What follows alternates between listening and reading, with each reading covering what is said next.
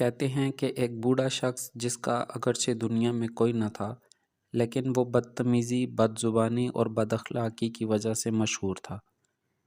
بڑے گھر میں اکیلا رہنے اور لوگوں کے اس رویے کی وجہ سے وہ پہلے سے بھی زیادہ غصیلا، چڑچڑا اور بد اخلاق ہو گیا تھا۔ ایک دن ایک غریب بچہ جو شہر میں نیا آیا تھا اور کوڑا کرکٹ جمع کرتا تھا، اس بوڑھے کے گھر کے سامنے سے گزرا۔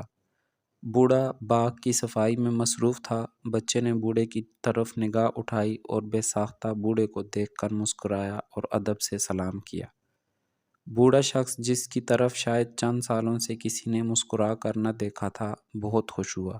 آج بچے کی مسکراہٹ کا قطرہ بوڑھے کے بنجر دل پر آب حیات بن کر گرا، اور اس نے بچے کو بلایا اور مسکرانے کی وجہ دریافت کی۔ تو بچہ بولا، میری ماں نے کہا ہے اگر زندگی میں کامیاب ہونا چاہتے ہو تو ہمیشہ دوسروں کو پہلا تحفہ مسکراہٹ کا دو۔ مسکراہٹ وہ جنس ہے جس پر آپ کا کوئی خرچ نہیں ہوتا، لیکن اس کا منافع بہت زیادہ ہوتا ہے۔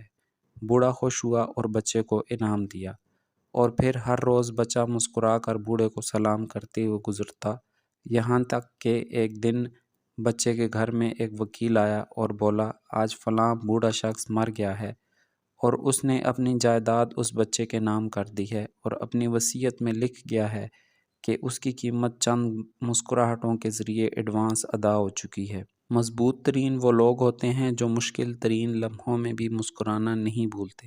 دل میں غموں کا دریا بھی ہو تو آنکھ سے ایک قطرہ نہیں نکلتا۔ یاد رکھیں، گزر جانے والے کل کروڑوں تھے اور آنے والے کل بھی کروڑوں ہوں گے، لیکن آج فقط ایک ہی ہے۔ آج مسکراؤ اور خوش رہو کہ یہ پھر نہیں آئے گا۔